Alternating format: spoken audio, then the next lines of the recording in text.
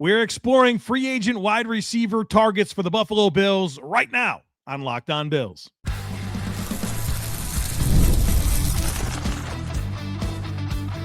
You are Locked On Bills, your daily Buffalo Bills podcast. Part of the Locked On Podcast Network, your team every day.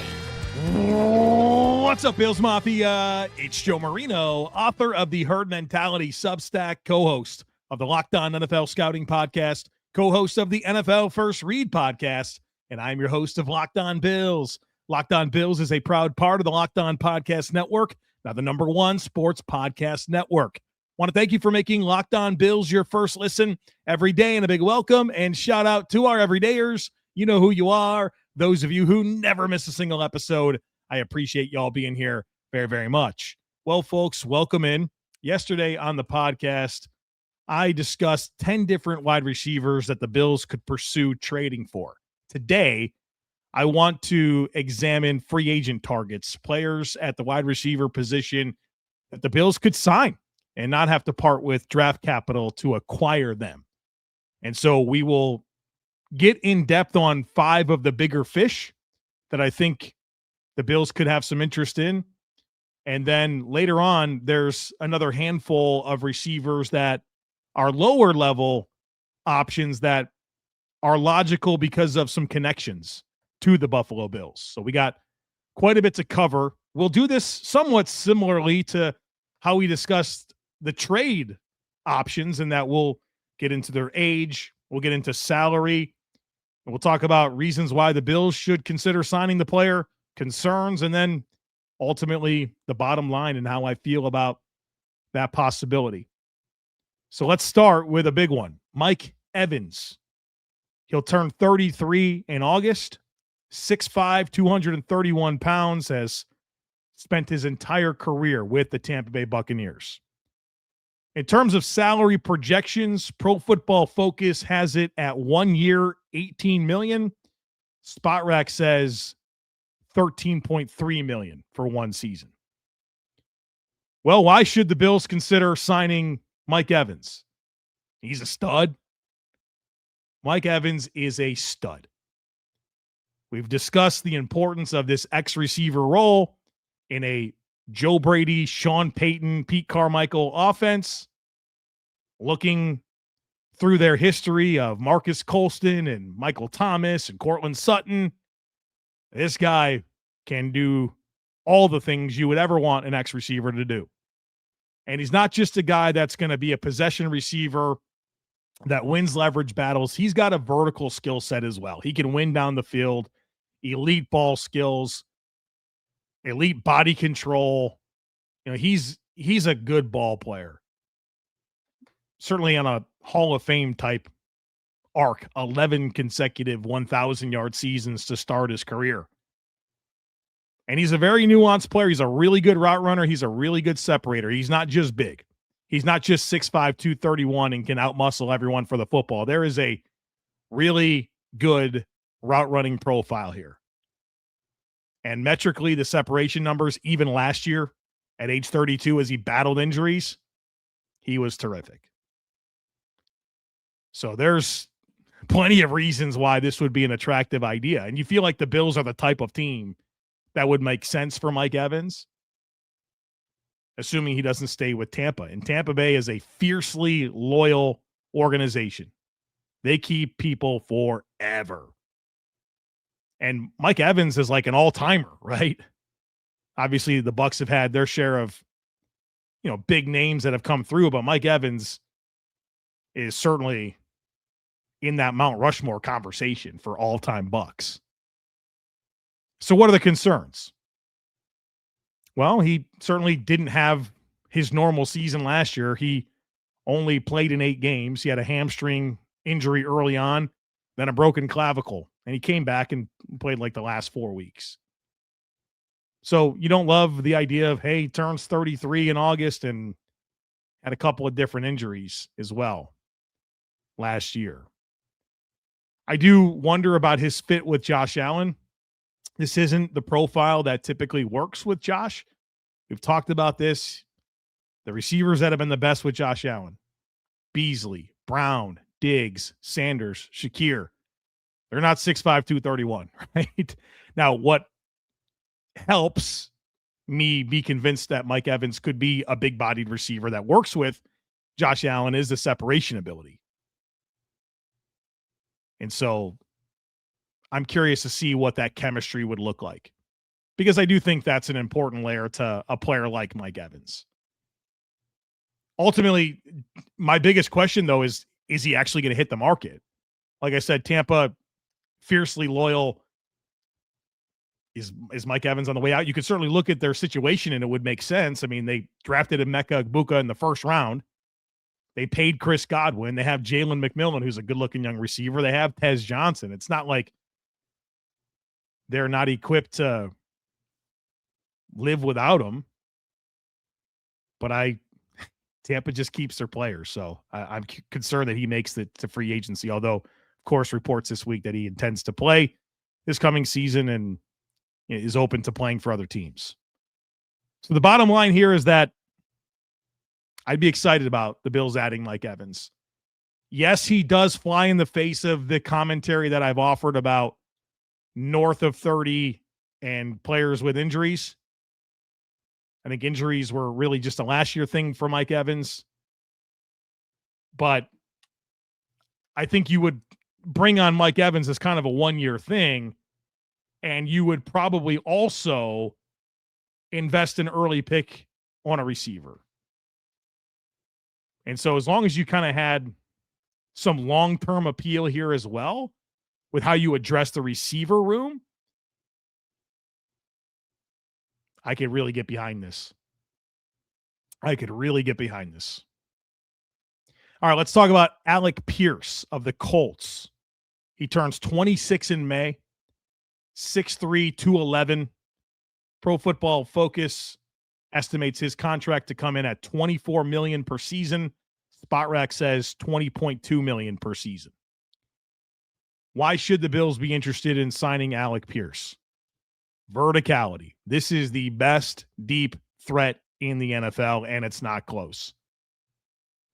Averaged 22 yards per catch in 2024, 21.3 in 2025. His average depth of target has been over 20 yards the last 2 years on 149 targets. 6'3", 211. He is a ball winner. He has elite hands, elite ball skills, unreal concentration, and he's young. And he's been able to have this very consistent development with the Colts despite their inconsistency at the quarterback position. He's been more and more productive every year for his career. So you get size, you get youth, you get down the field receiving skill. It's not like he's just a tiny guy that can run fast and get loose down the field. Like, this is 6'3", 211 with 4.4, low 4.4 speed. That is a ball winner. What are the concerns here? Well, he's really never been a volume receiver. He had a career high 47 catches in 2025. That's the most he's never had a 50 catch season. And I think the expectation is that he comes in north of $20 million a season, maybe all the way up to $25 million a season. Is he too specialized of a player for the cost? This would be a pretty expensive receiver. Can it work with Josh Allen? Like, Josh Allen, love him, not necessarily the best deep ball thrower in the league. Now, obviously, I don't think he's had great deep ball throwers the last 2 years, and he's been unbelievably productive down the field, so I'm certainly mindful of that. But, again, there's going to be this concern that you would maximize his production at the salary we expect him to get. But I'm very intrigued. The bottom line, very intrigued. He's a baller. I loved watching him at Cincinnati. I love watching him in the NFL. He's expensive, and he's a little bit specialized. I would want there to be some belief that there's more to unlock with his skill set. But, I mean, this guy went over 1,000 yards on 47 catches last year. This guy is the best vertical receiver in the league. And we've been craving We've been craving that, right, in Buffalo with Josh Allen, and that would solve that problem pretty quickly. All right, so we're just scratching the surface here. Mike Evans, Alec Pierce here covered in segment 1. In segment 2, there's two of my favorite players like in the NFL that are free agent wide receivers that the Bills could explore. We'll discuss them here in just a moment, so folks, be sure to stick with me. Welcome to the 5-Hour Energy Flavor Draft. We're looking at every aspect of the draft to let you know which tasty flavors are the best and which just might be sleepers. The board is set, the flavors are ready, and only one is going to take the top spot. 5-Hour Energy has a wide variety of flavors. There is something for everyone. My favorite, my number one pick is berry. You get that big, bold berry flavor, slightly sweet, very fruity, and it's that classic mixed berry flavor with notes of raspberry and blackberry. I always love that combination. Smooth, sweet, but not overly sugary. So that's my favorite. That's my number one pick. But don't sleep on the strawberry banana. It's a classic combination that consistently delights, even in the form of 5-Hour Energy. So find your new favorite flavor of 5-Hour Energy shots available online at 5hourenergy.com or Amazon. Workplace chaos, deadlines stacking up, the inbox is overflowing, and the one position you have to fill is still sitting open. When the pressure's on and you need the right hire, this is a job for sponsored jobs. Indeed, sponsored jobs helps you reach the people who actually fit what you're looking for, skills, experience, location, so you're not just hoping the right candidate stumbles across your post. And here's a stat that says it all. In the minute I've been talking to you, companies like yours made 27 hires on Indeed, according to Indeed data worldwide. So if you're hiring, spend less time searching and more time interviewing candidates who check all your boxes with Indeed sponsored jobs. When you need the right person to cut through the chaos, this is a job for Indeed sponsored jobs. And listeners of this show will get a $75 sponsored job credit to help get your job the premium status it deserves at Indeed.com/podcast. Just go to Indeed.com/podcast right now and support our show by saying you heard about Indeed on this podcast. Indeed.com/podcast. Terms and conditions apply. Need to hire. This is a job for Indeed sponsored jobs. All right, folks, welcome back. Let's talk about some more players. Rome Doubs from the Packers. We'll discuss him now. 6'2", 204 pounds. He turns 26 in April. In terms of salary expectations, PFF says $15 million a season. SpotRack says $12 million a season. Why should the Bills be interested in Rome Doubs? Well, he's an excellent route runner and separator. There's no question. I think he's certainly an above average overall route runner, and he's got a proven ability to win from the outside and from the slot, and really mostly from the outside. So don't think of him as like a slot player only. It's certainly not who he is, but he's proven able to win on the outside. He's got down the field skill. Like, there's a nice skill set here. This is a professional wide receiver that can run the full route tree and has shown to have good ball skills. He's had some clutch moments. He's got a very likable skill set. The concerns here are that he simply hasn't been overly productive. He had a career-high 724 yards in 2025, and to me, he's more of a complementary piece. I'll admit this feels a lot like Josh Palmer in some ways, where really like the skill set. Production's been modest, although more than Josh Palmer. Played with a good quarterback in Jordan Love. They certainly subscribe to the everybody eats thing in Green Bay. Doubs was part of it. So the bottom line here is that I got honeypotted by Josh Palmer, and I'm still optimistic there. Like, I don't think the book is written on Josh Palmer in Buffalo. But Josh Palmer still exists. We kind of like doubling down. I think it just gets really jammed up. And I'm looking for the Bills to have a much more established situation with who they throw the football to. I mean, you certainly want to involve a lot of guys and have different personnel groupings, but I'm looking for the Bills to invest in a receiver that comes in and demands volume. And maybe that's where Rome Doubs' career can go, in a new place, in an offense that, features him. He wouldn't be overly expensive. The Pro Football Focus says $15 million a season. That's not crazy money. It's also not nothing. And I get nervous about another one of these types of receivers. I wouldn't hate it because I like the skill set, but I'd be nervous about kind of the log jam and just not doing anything with this move that really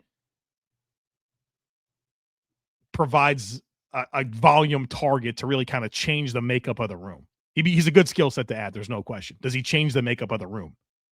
I'm not super convinced. Like maybe Alec Pierce is a guy that wouldn't come in and get a ton of volume, but he changes the makeup of the room. I don't know that Rome Doubs really does. To me, it just complicates the Josh Palmer role.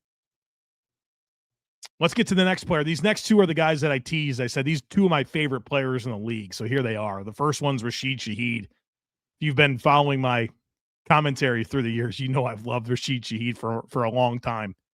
Turns 28 in August. He's 6 foot, 180 pounds. Pro Football Focus estimates him at $14 million a season. SpotRack says $14.1 million a season. So they're very close on that. Why should the Bills be interested in Rasheed Shaheed, who obviously finished last season with Seattle, was with New Orleans? They traded for him at the deadline. Rasheed Shaheed is dynamic. He is dynamic. He's electric. Wins down the field, explosive with the ball in his hands. One of those guys that when they touch the football, you hold your breath because something exciting could happen. Very consistent with his hands, 2 drops for his career on 244 targets. And Rasheed Shaheed would immediately solve your punt return problem. He's an exceptional punt returner. 79 career punt returns, 3 touchdowns, and an average of 13 yards per punt return. Also has 2 kick return touchdowns on 57 career attempts. So he's going to help you on special teams in addition to giving you some verticality and just an overall dynamic player. Like, think what the Bills wanted from Curtis Samuel.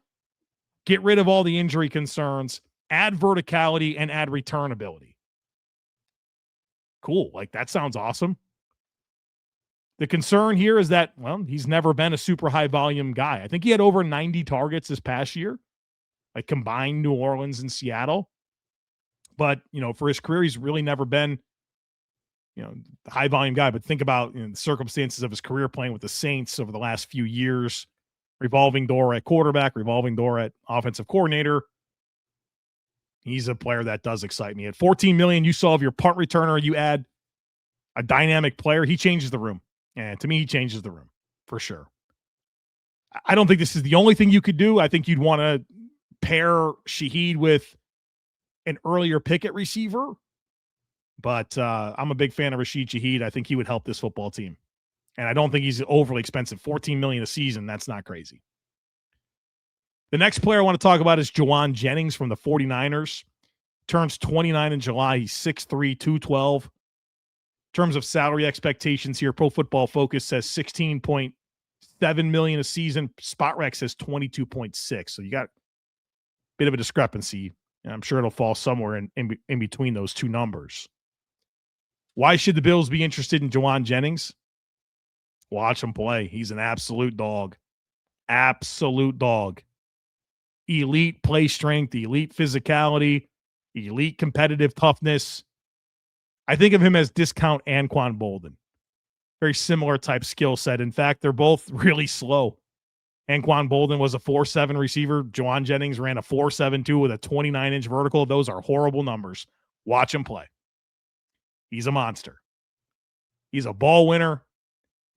And I don't know. I love football, right? I love football, and I love players that compete a certain way.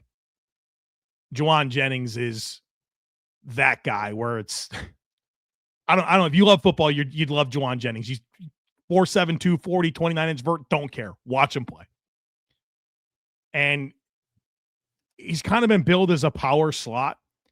He played 75% of his snaps outside last year for the 49ers and led the team in receiving. I think he led the team in receiving the last 2 years. What are the concerns with Jauan Jennings? Well, is he optimized to be a power slot, which is an annoying conversation to have based on the Keon Coleman trajectory? He's a decent route runner, but I don't think you're going to confuse him as a big-time separator. And he's going to be pricey, right? I think he'll be north of $16 million a season, maybe all the way up to $23 million a season. For a receiver that turns 29 in July, there's some calculated risk with that. Bottom line here, I'd love to have him, but I'd still be looking for speed. I think if you sign Jauan Jennings, you're probably going to be looking for like a KC Concepcion vertical receiver with that pick 26. So, if anything, I think Jauan Jennings gives you what you're supposed to have from Keon Coleman, and you hate to invest the free agent deal plus that second round pick, really your first round pick in Keon Coleman to get it. But he would certainly give the Bills what they are supposed to be getting from Keon. And I think that's important. That's that X receiver type role that we've been discussing. All right, so those were the 5 bigger fish that I wanted to dive into. There's other ones out there like Wan'Dale Robinson. I mean, Wan'Dale Robinson will get north of $20 million per season. He's a tiny slot receiver. The Bills have Khalil Shakir. Not that Khalil Shakir is a tiny slot receiver, but I don't really see the Bills being the team that goes hard for Wan'Dale Robinson. George Pickens, I expect him to get franchise tagged by the Cowboys. And that's a personality that I'd be very nervous about bringing into my locker room. Obviously, he's super skilled, but there's some buyer beware with him for sure. But I think those, when it comes to like the bigger fish, and those feel like the right names to invoke.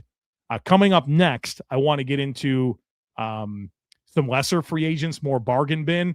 And these are not necessarily players that I endorse, but players that I think will be relevant for the Bills when it comes to players they'll be interested in, because there's some ties here. We'll break it all down next. So folks, be sure to stick with me.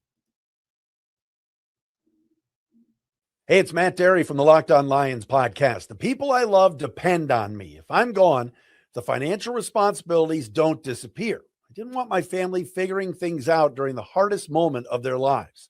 That's why I knew only one place to go. I chose life insurance through my friends at Ethos. Ethos makes getting life insurance fast and easy, 100% online. You can get a quote in seconds, apply in minutes, and get same-day coverage. There's no medical exam.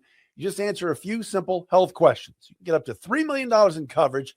Some policies are as low as $30 a month. I love the folks at Ethos. Protect your family with life insurance from Ethos now by going to ethos.com/LockedOnNFL. In as little as 10 minutes, you can get the free quote and up to $3 million in coverage at ethos.com/LockedOnNFL.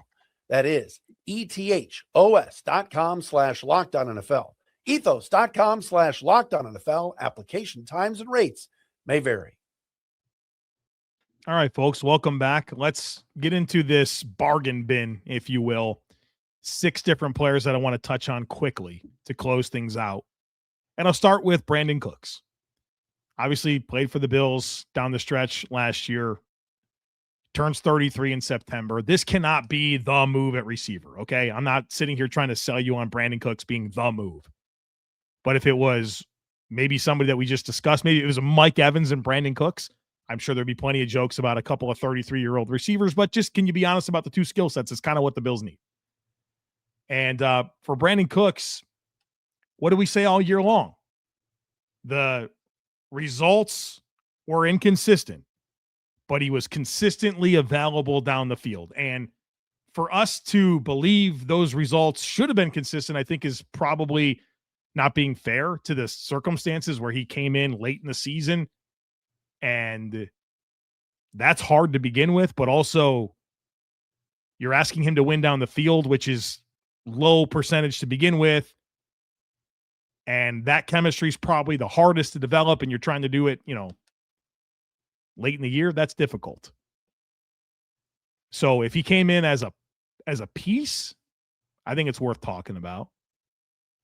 I think he provides a veteran presence that as a depth player. I'm not asking the Bills to sign Brandin Cooks and target him 75 times, but as a depth player, I think he can offer this team something. Let's talk about Christian Kirk. Most recently played for the Texans. He turns 30 in November. Pro Football Focus estimates him to get a 1-year, $4.75 million deal. Christian Kirk is like super tight with Josh Allen. That's why I brought him up. You see Josh doing off-season stuff. Christian Kirk is very frequently pictured with him vacationing, playing golf, doing things that Josh Allen does. So they're tight. He's primarily been a slot player for his career, which is obviously not what the Bills need. He's been a good vertical slot in his career. He's had some injuries lately. He had a huge, was it their opening round playoff game? He was super productive. He certainly has his moments. I'm not super in on this idea because I don't think he changes the room. But you cannot ignore the potential of him coming on the cheap and the relationship he has with Josh Allen. I'll mention Hollywood Brown. Most recently with the Chiefs, he turns 29 in June. Pro Football Focus says 1 year, $6.5 million. I think Hollywood Brown has discussed openly the idea of playing with Josh Allen, if I'm not mistaken. I am not really down for this idea. I think the verticality has really diminished. He's been injured a ton. But I'll at least mention it. Wouldn't thrill me if that was a player the Bills added. Jahan Dotson's a player that's somewhat interesting to me. Turns 26 in March. Most recently with the Eagles. He spent his first 2 years with the Commanders. He was a first-round pick by the Commanders. And then he was traded to the Eagles and spent a couple seasons in Philadelphia. And as we've talked about with Philadelphia, they don't involve a lot of players. Like, they throw the ball to A.J. Brown, Devonta Smith, and Dallas Goedert, and that's pretty much it. Maybe they're running back. So it's, if you're the third receiver or the fourth or fifth option in the passing game with Philadelphia, you might as well be the 10th option for a normal team. I love Jahan Dotson at Penn State. He reminded me so much of Emmanuel Sanders. They're built the same. They win the same. I mean, obviously, he's a first-round pick. You're concerned that hasn't really turned into him being an impact player. But at 26 years old, the Bills receivers coach Drew Terrell was with Jahan Dotson in Washington in 2022. You can't ignore the possibility, and he doesn't solve your problems, but he feels like a reasonable swing on a low deal that I wouldn't be upset about for him to come in and be part of the mix. I want to mention Greg Dortch. The reason I'm mentioning Greg Dortch is that he's spent the last several years with the Cardinals, where Drew Terrell has been the receivers coach, the Bills receivers coach now. So they know each other. He turns 28 in May. He was a fun player. If you watched him at Wake Forest, it's like 5'7", 170 pounds. But he plays, he doesn't know he's that small. You know what I'm talking about? You see small guys that don't know they're small.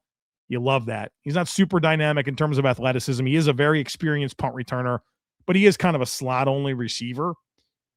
And he's experienced as a punt returner, but it's not like he's had a ton of like explosive returns. But again, the Arizona connection, I at least wanted to mention him. He would help. The biggest thing he would probably help is that you have a guy that's very experienced with punt return. And of course, Jeff Rodgers, right? The Bills special teams coordinator, has been special teams coordinator with the Cardinals. And of course, it means he's worked with Greg Dortch. One more player I'll mention is Tyquan Thornton. Spent last year with the Chiefs. Was a second-round pick by the Patriots. He was there for 3 years and then spent last year with Kansas City. Turns 26 in September. Pro Football Focus says 1 year, $5 million. Tyquan Thornton really had a bad start to his career with the Patriots. Not necessarily they did anything wrong. He just wasn't very productive for a guy that they drafted very high. He's got 4.28 speed. 6'3", 180 pounds, went to Baylor. And he kind of flashed for Kansas City last year. He had over 400 receiving yards, I think 4 touchdowns, made some big plays down the field. And so as like a dart throw for a guy that can provide some verticality. So like, let's say you sign Mike Evans. well, then maybe it would make a lot of sense to also bring in Tyquan Thornton, or you bring in Jauan Jennings. Okay, you see what I'm saying? Like, there's some combinations here where a player like that could make some sense. Not a huge investment, but something to consider. So there you have it. We've discussed 11 different free agent targets. We talked about 10 different trade targets. Hopefully we discussed somebody that the Bills actually go after. And hopefully this will kind of get us ready. Obviously things can change quickly, right? I mean, some of these players we discussed could sign extensions with the team that they were just on. So that's always something to be mindful of, but I want to discuss possibilities. And that's what we're doing here. We'll obviously eventually get to the draft piece where we'll talk about prospects that the Bills could pursue in the draft. But for now, that's going to be it for receivers. We'll move on to some other positions. Obviously, we went through earlier this week and discussed all the needs the Bills have. It's not just receiver. They need edge rusher. They need a center, a left guard, a linebacker, a safety. So we'll talk about free agent targets at those positions here in the coming days. So don't miss it. Make sure that you're subscribed. Would love it if you took a second to rate, review, and share the podcast. Have a great rest of your day. Go Bills. And I look forward to catching up with you again real soon.